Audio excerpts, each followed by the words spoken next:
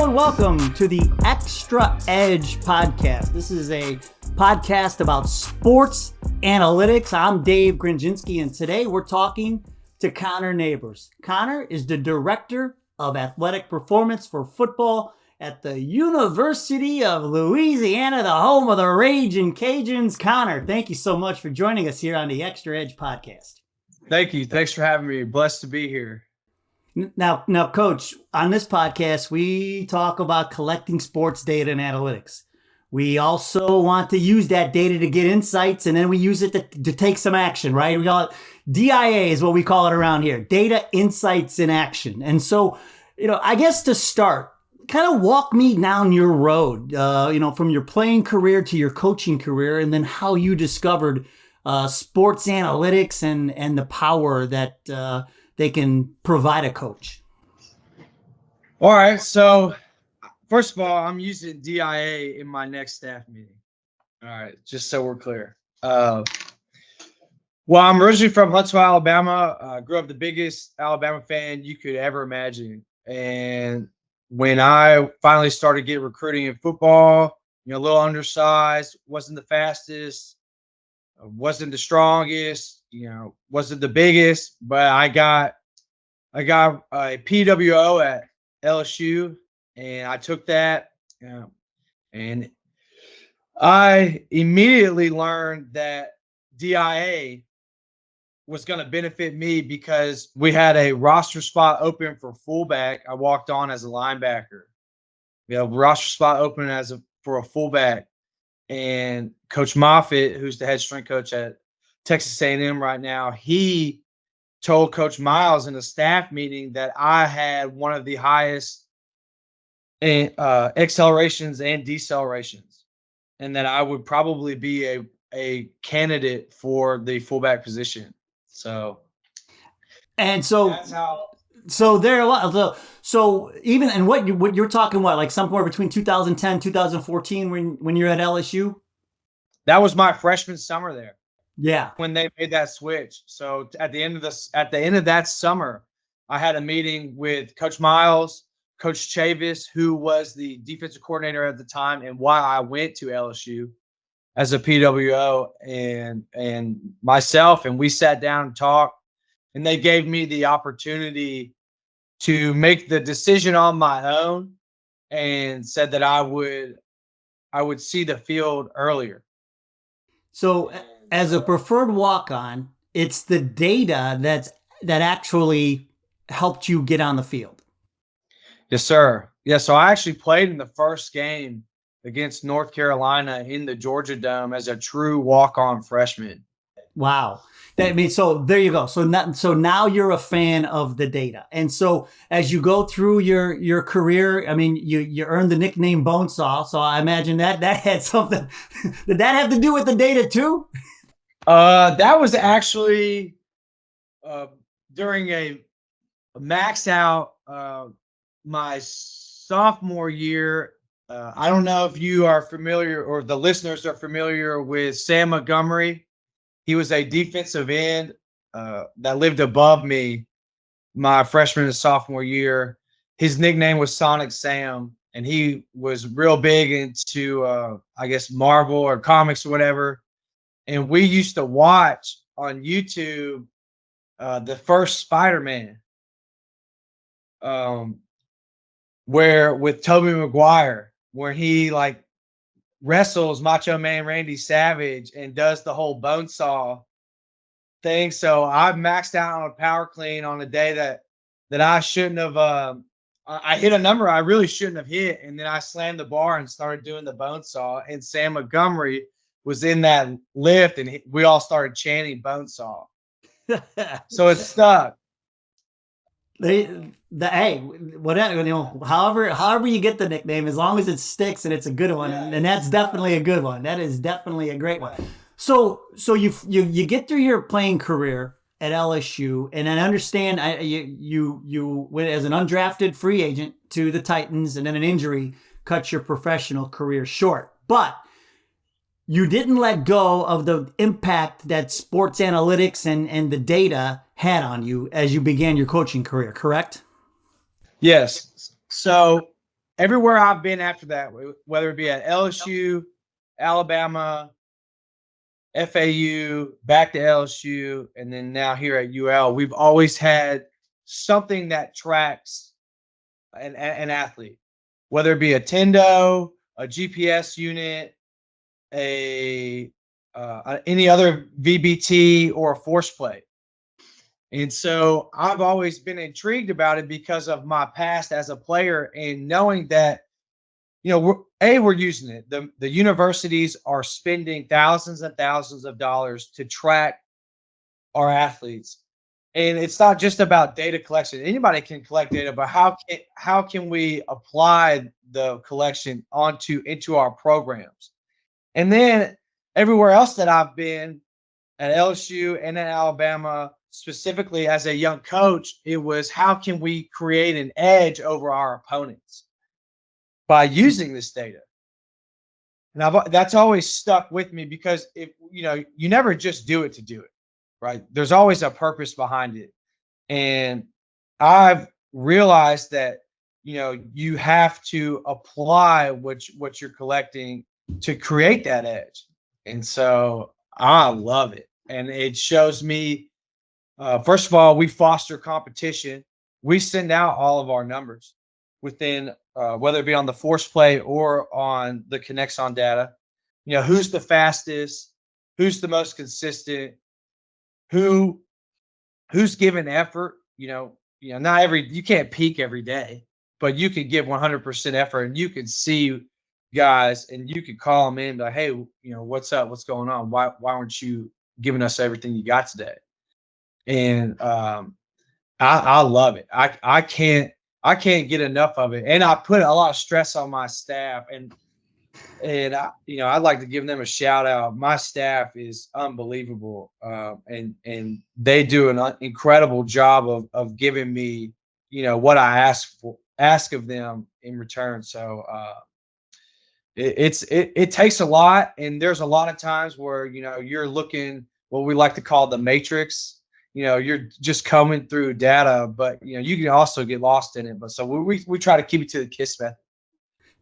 And I've heard you mention that before, and so let's talk a little bit about that. Like, one of the things that we like to talk about around here is the metrics trifecta. And so if I'm a coach coming to you and I'd say, Coach, look, I'm thinking about doing this, but man, oh man, there's all these metrics, there's all these things that I could I don't even know where to begin. Do you have like a top 3 that you would tell people where to go, tell other coaches where to go, where to start? Yeah, I would start specifically with KINEXON, the accumulated accelerative load, or just the entire load of your session. Then I would go into the load per minute, or mechanical intensity, really, for lower body stress, for the density of your session. And then I personally like to look at speeds. Are we hitting certain speed thresholds because of hamstring and soft tissue resiliency? So those are the things that I like to look at specifically in each session that we do, because we're trying to reverse engineer practices, a game week, and more specifically the hardest week of camp. And then how can we recreate, the undulation of season to where we're peaking at the right moments in season. So when you talk about your metrics, and I've heard you say in other interviews that in football specifically, the combination of acceleration and deceleration is pivotal because it's just so unique. It's so unique to the sport. Can you talk a little bit about that and how you track that and how, I guess, those metrics have evolved for you over the years? So in the sport of football, you have more accelerations than decelerations for skill positions in most cases. So football is an accelerated sport. If you got a wide receiver that runs a go route, he may go 50 yards down the field, hit maybe anywhere. And hopefully he's catching the ball and scores a touchdown. He hits a new max velocity. Let's hope. That's not always the case. But he's not going to have an abrupt deceleration. He's going to have a long decel. So that high intensity acceleration is what we're really looking for. And the decels, they don't always match that for skill positions. Now, when you get into the mid-skill positions, let's say linebackers, tight ends, they will have just as many decelerations as accelerations. And then when you get into like O-line, D-line, those guys will have as many accelerations and decelerations, not as a higher threshold, but they're getting them. And their change of direction is a lot different. And their skill positions are a lot different. Like those guys need to be stronger than everyone else does, whereas like skills, they need to be more elastic. So because they have to overcome inertia every time, most positions, especially the O-line, which is the hardest position, by the way, I will say, because everything happens behind you.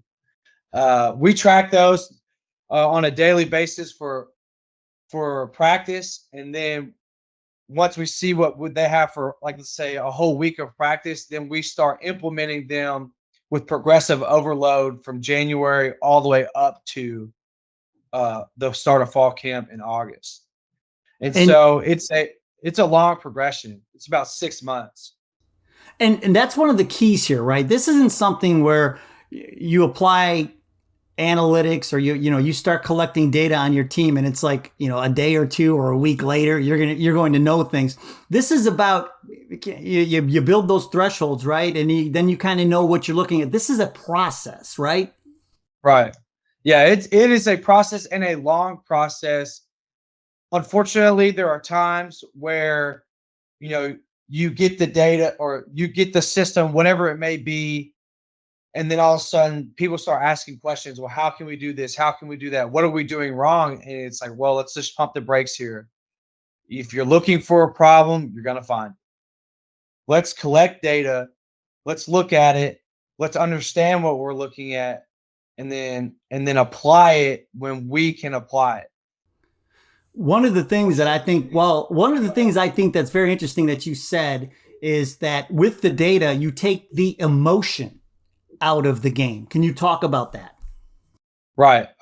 Yeah. So it's objective. And so when you sit down, especially with coaching staffs, there are times where some people, and I've been a party to it, you can feel attacked because like what you're doing or what we're doing may be part of the problem, depending on what you're looking at. And it's like, well, hey, take the emotion out of it, check your ego in at the door. What am I doing that maybe I can pivot from? If we're I did it this offseason already. We had a max velocity day on a Monday. We're in the indoor. It's 28 degrees outside. The indoor's cold. We're doing flying 15s, and we got a 15-yard buildup. Well, we're progressing up to that. The first flying 10s, they didn't look good. Guys are starting. They don't look like they have a good lather because it's so cold, But we're fighting against time per NCAA rule. So I'm in it. We're looking at the data, and I see it as a coach. But then we look at the data and it's like, hey, well, we're not doing that today. Cut it now, because the last thing I want to do is go into a staff meeting and have an injury report where we've got our best athletes sidelined in one of the most critical moments of general prep. And I can't do that. So taking the emotion out of that, for me personally, it was like, hey, do you want to keep your job? All right, cool. Let's pivot. And you know what? The athletes never know. Yeah. They'll never know. And so, when you're looking at the data, has there, and you don't have to name names, but you can if you want. First of all, what kind of system are you using now? Because there's so many different types of things out there. There's LPS, IMU, there's GPS. What type of system are you using? So currently we are using the KINEXON LPS system indoors. Our entire indoor is wired with that.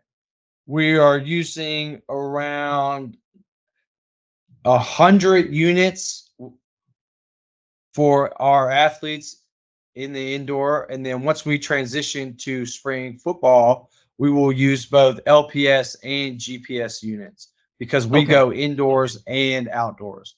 So our football team has both LPS and GPS units. Okay. And so, and when you're collecting the data and you're looking at it, and again, you don't have to name names. Has there ever been an instance when you can look back and say, man, kind of like your situation, the data made the difference for you. The data is what got you onto the field. But do you look at it and say, wow, look at the number of soft tissue injuries are going down, or this guy would have never seen the field if it wasn't for, the hard data for us to look at. Do you have any examples like that? Have you seen that happen as a coach, like it happened to you as a player?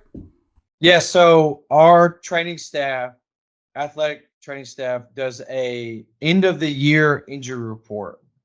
And this year, our availability of our roster at any point in time was 90% availability.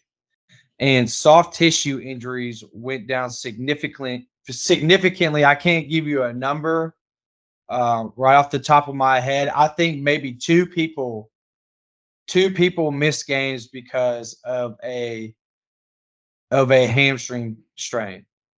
And one of the kids missed a game because he had a hamstring strain, knew he had a hamstring strain, but wanted to run down on kickoff anyways. He wasn't very good after the first rep, but it meant something to him. So, and that is from the buy-in that we have because of the competition that we fuel with the units that we use. And so do you credit, is it the off-season workouts connected to the data, or is it all encompassing all year round? Can you kind of walk us through? Yeah, I would say it's all encompassing because I sit down with the coaching staffs. I sit down with the head coach if I ever see a problem or validate everything that he is doing as our head coach. Like, hey, yeah, stay the course. What we're doing is great. Or, hey, coach, this is something that I noticed. And it's a lot harder. It's a lot harder to go to the head coach and make a significant change because that's not what you want to do anyways. You can make a significant change by small changes over time. So you could be the same thing, but it's completely different. So do you have an example of something you saw and then you said, okay, we need to change this a little bit, and then did it contribute to whether it's the soft tissue injuries going down? Do you have an example like that? Yes. So an example that I can share with you is at some point during in-season practice, we had a few guys that had heavy legs and they couldn't figure out why. The players couldn't. And they were telling their position coaches that they were, like, my legs feel heavy. I'm not exactly sure. I'm doing everything. First of all, I'm eating, I'm sleeping, and I'm doing TLC recovery in addition to everything that's asked of me. And a lot of that, the coaches were scratching their heads, and I'm like, well, listen, look at what this guy is doing. Here's the mechanical intensity that this guy is giving, and it's through the roof. Maybe since this guy is giving so much effort daily and we're able to track it because we had a previous system that couldn't track that. That was one of the main reasons that we chose KINEXON, was because we could bug the indoor, get indoor, outdoor, and it showed us the mechanical intensity of lower body stress. That was a huge selling point for me. And I went up and talked, and I had the talks with the position coaches, like, this guy's giving great effort daily. Maybe you should monitor his reps on a lot of things that he already knows and has shown this week. So when Tuesday, Wednesday, Thursday rolls around, you're not running your own racehorse in your own backyard. So when game day comes, comes in like he's ready for the Kentucky Derby. Well, it's so, your story reminds me, I played football in high school. I did not play. I played baseball in college. But I just remember one time, double sessions, one of the linemen were running ladders, and Coach Al Hodakovic, God love him. He's one of those guys that you have these coaches throughout your life that just inspire you. And Coach Al is the best. Well, this kid were running ladders, and I just remember he said, he just wasn't running as hard as Coach wanted him to run. And Coach said something to him, and the player's like, "But Coach, my legs are raw." And Coach Al said, "Well, you better cook those suckers up." And I just think back to those days where you're just flying, it's just, you had nothing to back up anything, right? You had nothing, it was just what you saw. You saw a kid, and then now you're thinking, okay, well, he's dogging it, right? Now though, you can go to the data and you look and say, okay, well, actually, maybe he's not dogging it. Maybe his body's not letting him get to where we want him to go. I agree with that. And I think that's a double-edged sword, though, especially with a collision sport like football. It's like, don't let it scare you, because you still got to be a man about it. You still got to have grit. There's just a time and a place. There are times where you need to red line. No doubt about it. Whether it be in off-season conditioning, whether it be sprinting, whether it be practice, you do need to red line for sure. See what these guys can do, because you got to condition them for the game. And if you let the data always scare you, without discomfort, there's never growth. You have to push those boundaries, and then be smart about it. Once you've pushed the boundaries, all right, now pull them back. It's the same thing with any type of deload. But the longer you wait to deload, the longer the deload needs to be. So, you just got to be wary of that and conscientious of it, and then be able to apply it. And I think that's what makes the greats great, is that, you don't lose your edge when it comes to coaching and coaching hard, but then you show restraint when it comes to recovery and doing what's proper for the athlete. And just because it happened to you doesn't mean it needs to happen to somebody else. And in the hard ways, because my grandfather played for Coach Bryant, and Coach Bryant came to Alabama right after the Junction Boys. And if you've never seen or read, first of all, you need to read the book, The Junction Boys, and then you need to watch the movie. And then you'll see exactly, what it went through. But if we kept that same mentality, we wouldn't give guys water at practice. Well, I actually went through one of those practices where we didn't get water. So, it's like, I know exactly what you're talking about. So I've always heard those stories, and I admire people who went through that, but they were wrong. Maybe not wrong, they just didn't know. Right. Yeah, and that's the thing, and that's the beauty of this. And to have the data, and like you say, you take the emotion out of it, you look at the data, and you can figure things out. One of the things I was wondering, congratulations on the New Orleans Bowl. It's heartbreaking, the way that game ended. And again, against Jacksonville State, one of your close friends on the other sideline, like that had to be interesting to go through. Yeah, so that was tough. I guess you called the KINEXON Bowl. I did call it that, actually. Well, Coach Delman texted me and Blake McCall prior to the game and sent it in a text. So, yeah, it was fun. Great competition between both teams. Unfortunately, there is a winner and loser to every game. We were on the latter side of that. But still, Coach, a great season, and and the only reason I bring it up is because managing now the schedule and the college football schedule, we see games now on Tuesdays, we see games on Wednesdays. We have we've had the Thursday thing going, and then of course you have your Saturdays and things. Does having the data help you to manage the schedule as well when you have these games that are on different days and or getting you ready for a bowl game? Absolutely. So we've had games on Tuesdays. We've had games on Wednesdays. We've had games on Thursdays. Now, this season, we only had 2 midweek games, I believe, maybe only one. The season prior, we had 5, and that was tough.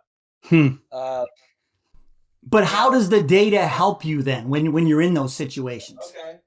We would bug walkthroughs. We started bugging walkthroughs because we wanted to see, even though some walkthroughs are shorter, some walkthroughs are longer. The walkthroughs are longer in a Thursday game because you have a 5-day turnaround, which is tough. And I could tell you about how we shouldn't do that, and that, for player safety. And you can look into the NFL and all the injuries and all that if you want. That's not my place to say. I'm just, as a coach, objectively looking at it, and some of those walkthroughs that we were going through, although they were not intense, the volume that our players were on their feet was alarming. And you're like, oh, I didn't know that. Like, wow, this guy was on his feet for only an hour and a half, but he traveled 2.5 miles. He wasn't sprinting. He almost didn't register, in any over 60% at any point in time of his max velocity. Which obviously it's a walkthrough, but you're like, well, how is that possible? Well, if you got a guy jogging from spot to spot, you'd be surprised how fast they can jog. Yeah. So that was I mean, that's eye-opening because that's something you're not, you wouldn't even, you didn't think about it, but with the data now, it's like putting tread on the tire. You got tread on the tire, but the tire's on the road, whether you're going 10 miles an hour or you're on the highway going 75, that tire's still losing tread. Right, exactly. So brought that up, and we did that during camp, and then I remember Coach Desmond was like, wow, I didn't think that a walkthrough would be like that. Let's keep that in mind for when we do play on a Thursday game this year. And so we applied that. The walkthroughs weren't as long. And then over the course of a season, that helps, all of your players now have a little more tread on their tire when you get to the end of the year, or you have these games with shorter weeks. Yeah.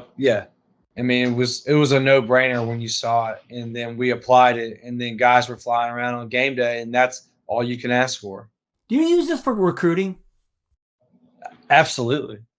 1,000%. I think it's one of the biggest flexes that we have. This may have changed, but I was talking to Coach Dillman and Chris King about it. Hey, like, where do we rank in the KINEXON family when it comes to the amount of units that we have as a football team, but also as a university? And like, y'all are number one. No one else in the world has as many units as y'all have. So with football, with women's basketball, men's basketball, and volleyball, we have the most units in the world from KINEXON, and we use that as a flex 100%. Because it shows exactly where our school aligns athletics and how much they are investing in our program, investing in the athlete.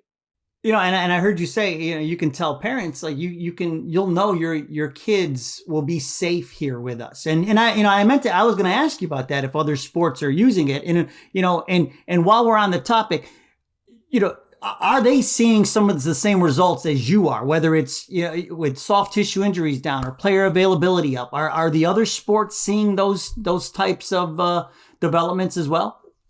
Yeah, absolutely. They come in here every day, and we have a big weight room. The entire staff's in here, and I'll go in there in their offices and ask them, how you doing this? How you tracking this? I think one of the biggest things, and I'm going to keep the sport out of it, but when they started tracking practices, it was, game after game after game. All of a sudden, It brings it to the attention of the head coach. It's like, hey, we played 3 games this week, but we're only scheduled for 1. And they're like, what do you mean? Show it to them. This is exactly how a practice is. This is why, athlete A has a pulled hamstring. Athlete B is, hurt their growing, and then all of a sudden those conversations arise. And over a course of a year, their entire practice plans have changed. And that's to your point, like you were saying before, take the emotion out of it. Look at the data and use it. Yeah, and our men's basketball team didn't lose a game last year at home and won the Sun Belt Conference Championship, and they're using KINEXON. So I can only assume that has something to do with it. I mean, it's the data, right? It's the data, and one of the things that, when you mention, the injuries and things, that's the other thing you can use the data for, right? When somebody does get injured, you can use them to get back onto the field or back onto the court, right? Right. Yeah. The return to play is significantly faster if you use your resources the correct way. Now, there are some things that you can't control, and you need to have conversations with your athletes. First of all, how did this happen? Was it something that I did? Was it something that you did? Or was it something that was inevitable?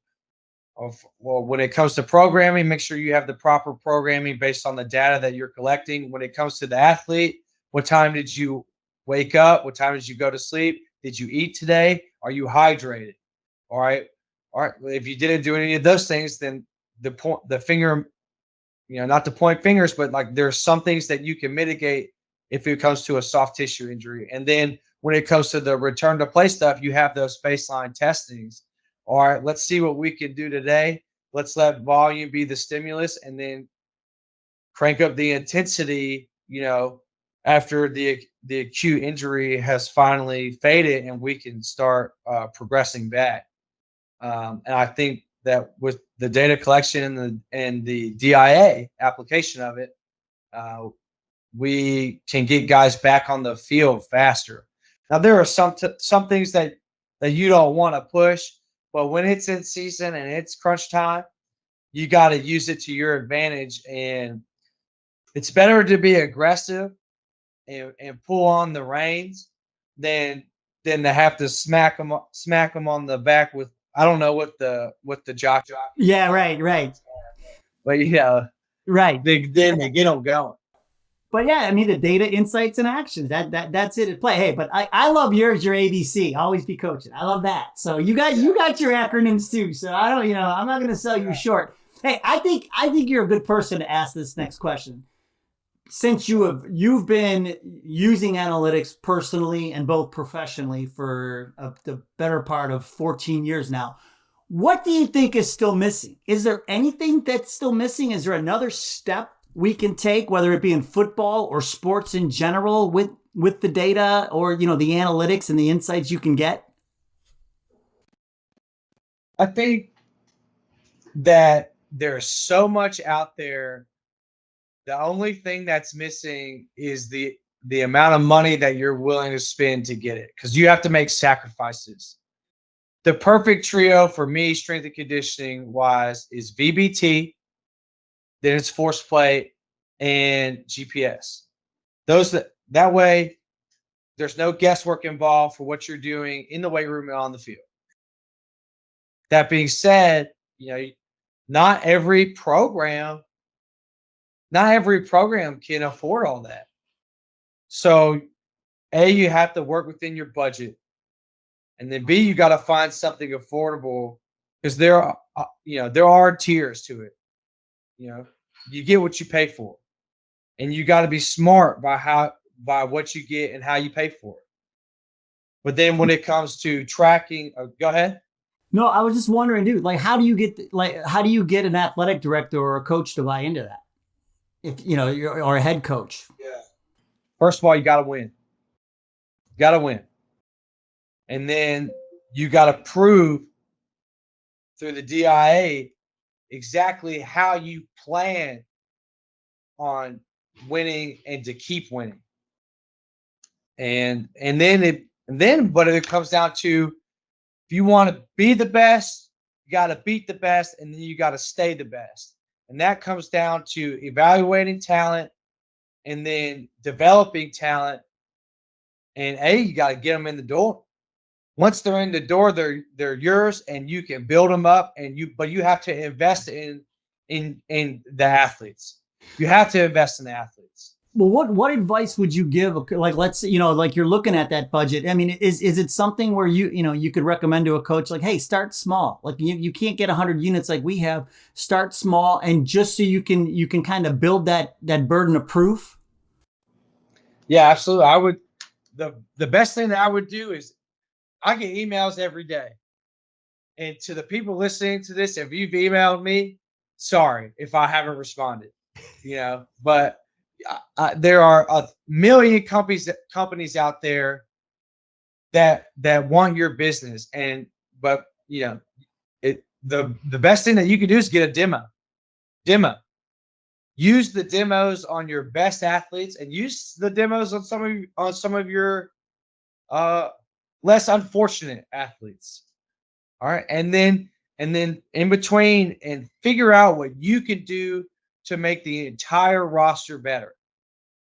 And if you could do that over the period of the demo, however it may be, 1 month, 2 months, 3 months, or you get multiple demos from multiple companies that have different price points on what you're doing and what you're trying to achieve, and you have to show how your data collection and then your implementation of the data that made the athlete better. And if you can show that and prove that this player is a better athlete because of the data that we've collected and then implemented the changes needed, there's no way that any athletic director will say no to that. I wouldn't say the problem. The next challenge would be go out and raise money. And if you can't sit idle and say, well, we don't have enough money, go raise money for it.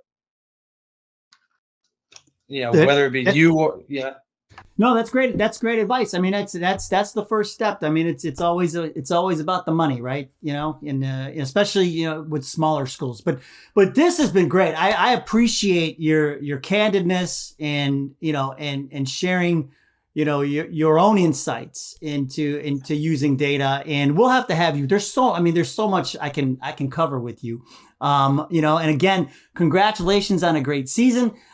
I heard your story about Kent State when you caught the pass, and that's my neck of the woods. I'm in Cleveland. Kent State's right down the road. You can't be picking on the MAC, man. Like, come on, But that's a great story. And then the other great story was when Odell tackled you when you thought you were going to score a touchdown. Yeah.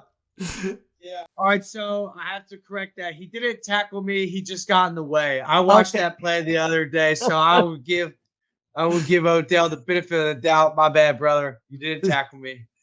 We just ran into each other. Well, and then the funny thing about the Kent State is that they tried to throw. I don't know if I said this the last time, but they tried to throw me the same play the next play, and I was gassed, and I didn't get open. So they should have checked the data. They would have known, right? And then they could have taken action. That's great. But those are great stories. And I hope one day we can sit down in a bar in Louisiana, and I can pick your brain and hear about all those great stories and playing for Les Miles and all that. But we appreciate you taking. It's Mardi Gras right now. If you make it down the next couple of days, we might be able to get you some beads. Oh, I've been to Mardi Gras once. I know what happens there. Bring a diaper. I know that. That much I know. So, all right, hey, Coach Connor Neighbors, we really appreciate you taking the time with us today and sharing your insights. Appreciate it. Thank you. Thank you so much. Thanks for having me. And it's blessed to be a part of the KINEXON family. Thank you so much. And if you know a great coach who's out there doing great things, winning games, and doing it with sports data and analytics, we want to hear about them. Hey, we may even ask them to be a future guest on the podcast. You can find us on Twitter, Instagram, and LinkedIn. It's so easy. KINEXON Sports. That's all you have to search. KINEXON Sports on Twitter, Instagram, and LinkedIn. Reach out to us. We'd be happy to hear about those coaches. And remember, We want you to innovate the game by collecting the data, getting the insights, and then turning those insights into action. We'll see you next time.